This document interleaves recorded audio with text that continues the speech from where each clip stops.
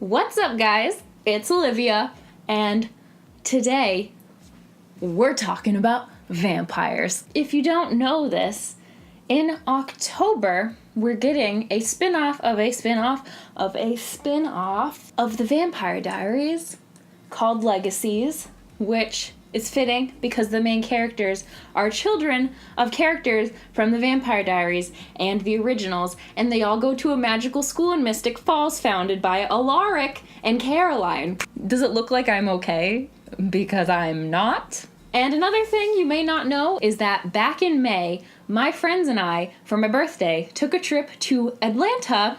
More specifically, we took a trip to Mystic Falls, which is just the town of Covington, Georgia. So I figured with Legacies coming out soon, and the fact that I did not vlog anything while I was there, I should probably still talk about it. And so I figured, since I haven't seen this on YouTube yet, I'm making a Mystic Falls travel guide, because when I tell you I searched high and low on the internet for any sort of information about visiting this place, I was given crumbs, just the cookie crumbs of the internet. So I did this all on my own accord and out of my own research, and I'm giving all of that information to you. So buckle up, kiddos, because these are my travel tips, my how-tos, and basically everything I did while I was in Atlanta visiting the set of the Vampire Diaries. Now, like I said, Mystic Falls is obviously not in Virginia and not called Mystic Falls. It is the town of Covington, Georgia,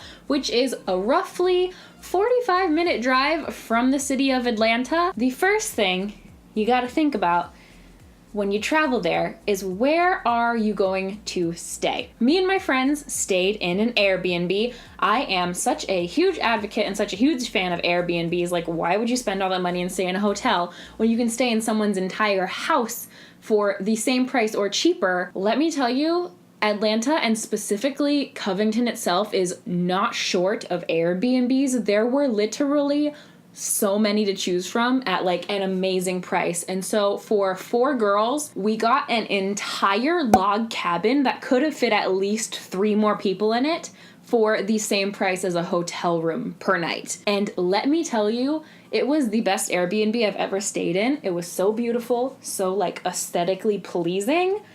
And the only downside was that it was down like a mile-long dirt road, and we got there at like dark, and I thought we were gonna die every night having to drive back down the road to the Airbnb because it's that deep in the woods. Where we were was about 20 minutes from the city center, which is where they actually film most of the show.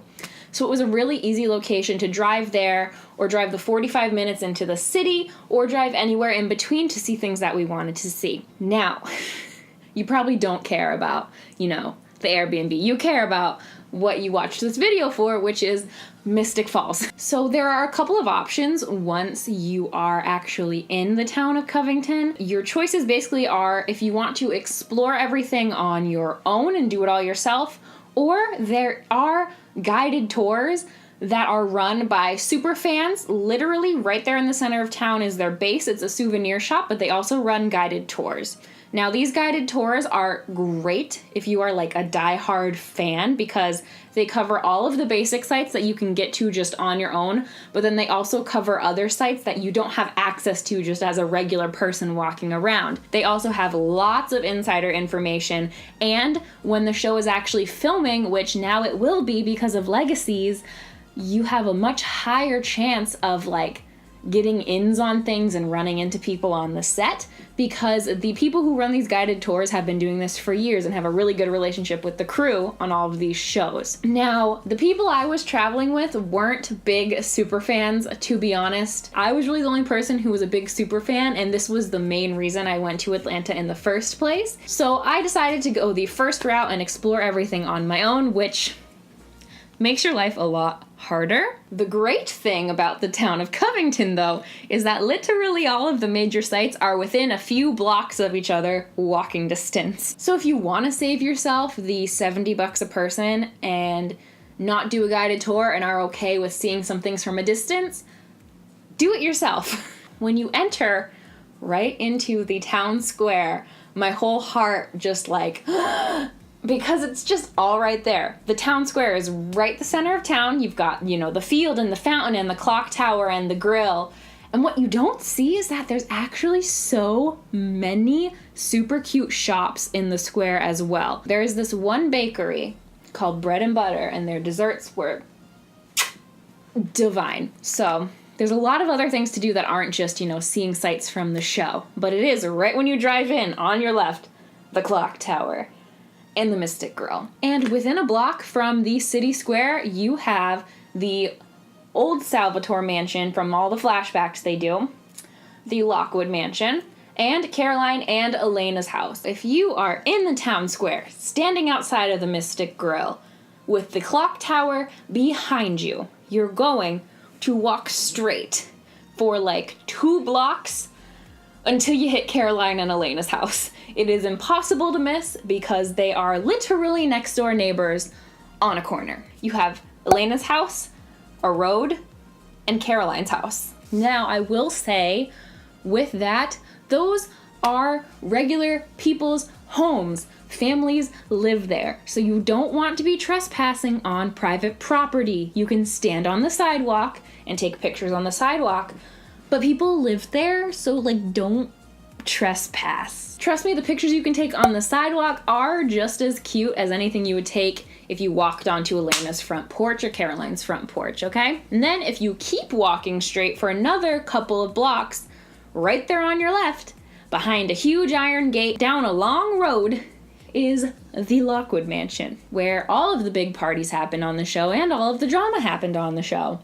Now, again, like I said, it's behind a huge iron gate down a road that's like half a mile long, so you can see the mansion from the distance and peer your head through the gate, but that's about it. Another pro of taking the guided tour is that they actually have access to the mansion, so you get to go through the gate, up the road, and onto the grounds of the mansion, and you can walk around and take as many pictures as you want. So if that's important to you, you might want to do the guided tour. But me and my friends were totally fine seeing it from afar and taking a couple of pictures. And then we decided we were going to go get some dinner, obviously, at the Mystic Grill. Now, this was the one kind of downside that really surprised me. The Mystic Grill is not that casual of a place and was actually really expensive. Like, it's not a casual bar, family bar and grill kind of restaurant. Like, the waitstaff was like dressed up, and for the 4 of us, we literally split an appetizer and 2 entrees because that's all the money that we wanted to spend. The cost of 4 people at a regular restaurant, we got 2 entrees and an appetizer. The other thing you need to know about the Mystic Grill is that it does not look like it does on the show. The interior of the Mystic Grill from the show is a set. It's not actually the interior of the restaurant. The only thing that looks the same is the bar. They have the bar set up to look like a replica of what is used on the set, and they actually have a couple of seats with little plaques dedicated to Stefan and Damon on them, which is kind of cute. And the restaurant had a lot of really cool, like, memorabilia. Whenever one of the actors from the show goes to eat there, you know, they'll have them sign a menu and they'll put it up.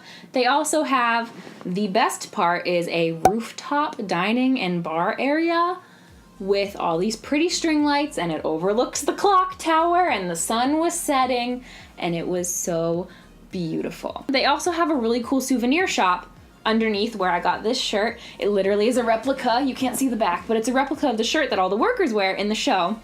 They have this in a bunch of colors and in long sleeves, and they also have a bunch of other really fun souvenirs. Now, the other souvenir store I did not get to go to is owned by the people who also run the guided tours. It was closed by the time we got there in the evening, so I didn't get a chance to go in there, but I could see from the windows they had a lot of even cooler stuff, and I'm really mad I didn't get a chance to go in there. But after that, we decided to take a walk and look for the most difficult thing to find when you go there, which is the Welcome to Mystic Falls sign. That was like the one thing when I was looking on the internet to take a picture in front of that I did not know where to find. Turns out it's at the town visitor center, which is before you get to the clock tower. So when you're driving into town, you pass it before you get to the clock tower, but all you're seeing is the clock tower, so you don't even think about the little visitor center on the side of it.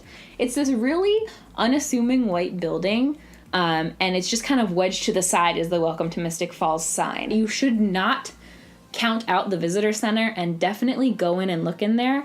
We got so lucky and like got the best showing of Southern hospitality I've ever seen, because we got there in the evening. We'd already had dinner. It was like 6 or 7. Obviously the visitor center was closed. We just wanted to go take pictures in front of the Welcome to Mystic Falls sign.